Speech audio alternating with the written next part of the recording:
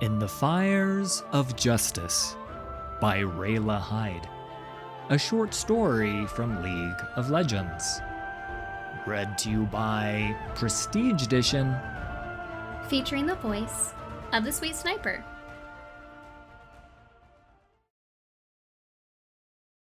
Abris's stomach tightened into knots as he waited on the steps of a shining temple. Standing watch before the temple doors was a statue of the Protector. The setting sun silhouetted its face, casting a radiant aura around its bowed head. It was carved in white stone that sparkled with flecks of gold. Great wings framed its shoulders as it held two swords against its chest. The statue's helmeted expression was blank, austere, more perfect than any human. Hundreds of candles covered the plinth at its feet. Abris leaned his sword and shield against the base of the sculpture. They were as pristine and unmarred as the stone swords above him. He was told that the Protector blessed virtuous soldiers of Demacia, and felt a strange comfort at its presence. An elderly woman, cloaked in white, exited the door of the temple. "Please, do you have a moment?" Abris called out to her.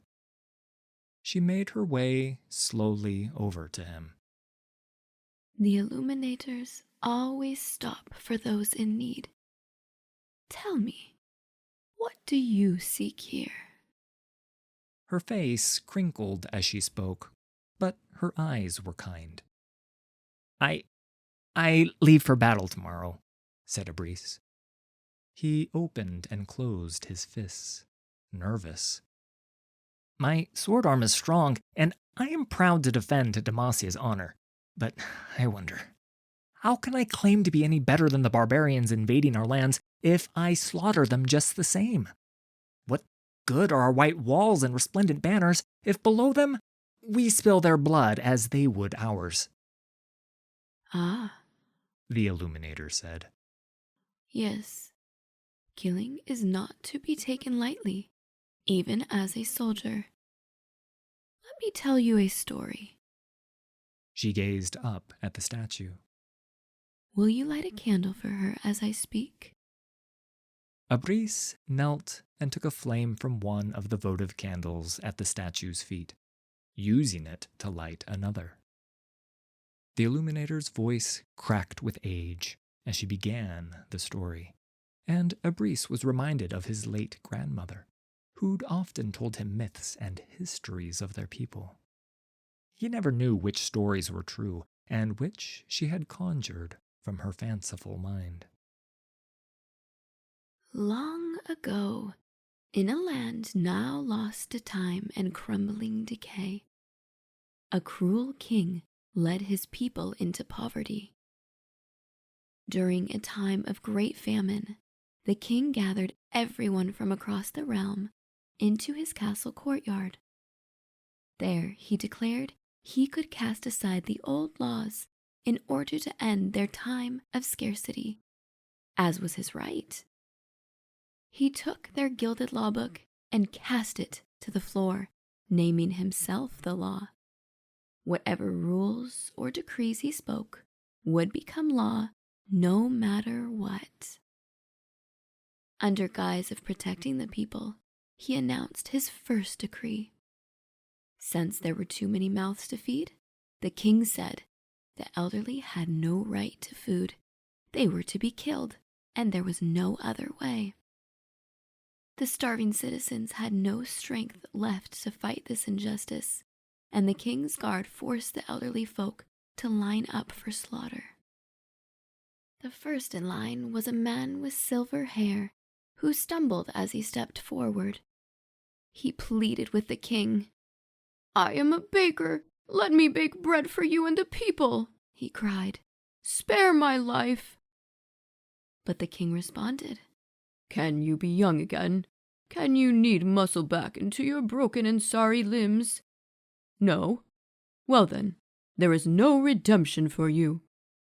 And He motioned to his executioner, who raised his blade, and the baker's head rolled to the floor. "How deplorable," said Abrice, interrupting the illuminator. "Did no one resist the king's new laws?"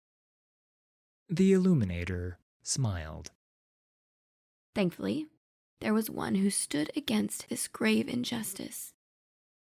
Our immortal protector had not been seen in this land for centuries, but perhaps extreme injustice sends ripples that echo far beyond the realms unknown. In any case, at this moment she appeared. The heavens opened with blinding light, as if the stars themselves had focused all their beams in one place. The protector emerged, wondrous and terrifying in her majesty. She confronted the cruel king, who stood still as stone at her sight. "No king stands above the statutes of the law," she declared.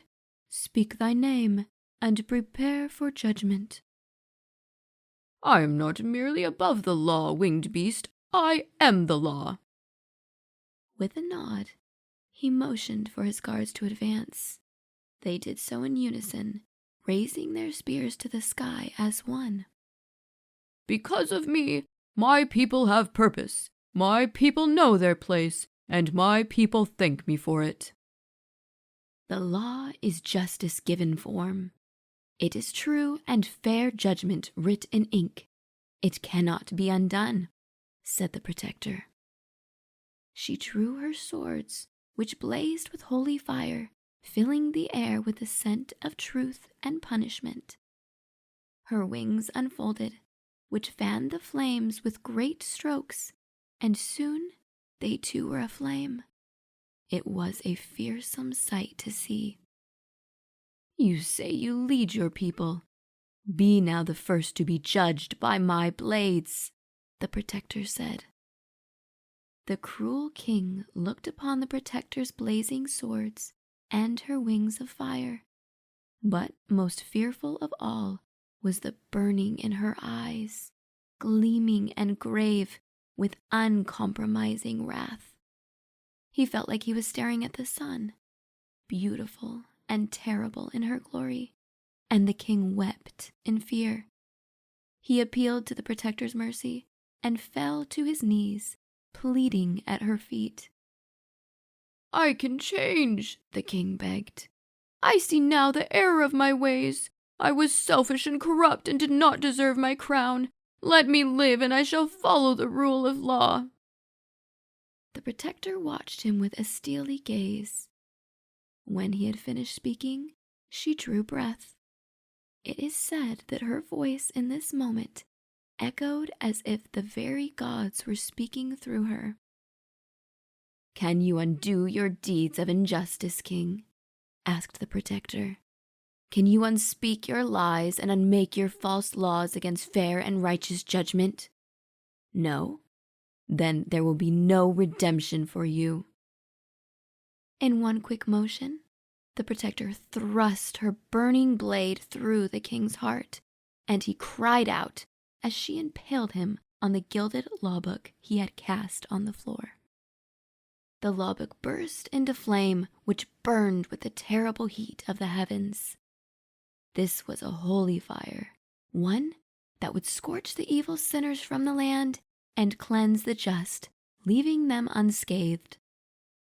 The cruel king screamed as the protector's fire burned his guards and councilmen, his executioner and his servants. The fire did not stop as it spread throughout the land, fueled by the lies of the false king and his wicked followers. The survivors forever remembered this day of glory, for in the ashes of their society, they were given a chance to rebuild in justice and honor. And if the land ever returned to unlawful chaos, they were certain the protector would descend from the heavens once more. The illuminator smiled down at Abrice. "We must all act with virtue and honor," she said. "From kings to bakers, servants to soldiers, For no one is above the law, and no one is above justice. The raiders who attack and invade our southern borders are lawless and malevolent. With every breath as they march forward, they threaten the safety of our land. Your role as a shield for Demacia is a great honor and a just endeavor, and the Protector looks kindly upon those with justice in their hearts. "Aye," said Abrice. He looked to his sword, unblemished by acts of war. He vowed that from his first strike to his last, each would be in the name of justice. If ever you feel uncertain, soldier, think on how the Protector would act.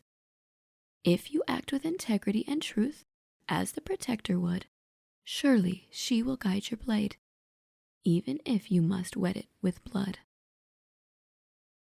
The Illuminator bowed and returned to her temple.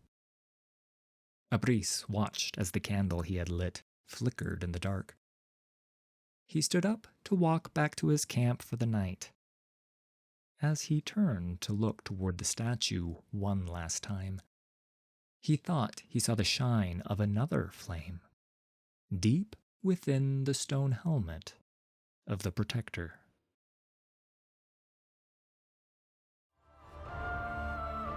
I'd like to thank the Sweet Sniper for this week's collaboration. You can find me at twitch.tv/thesweetsniper. All credit for these stories goes to Riot Games and League of Legends. Full details can be found in the video description. If you enjoyed this production, please hit like and subscribe. There's a lot more coming.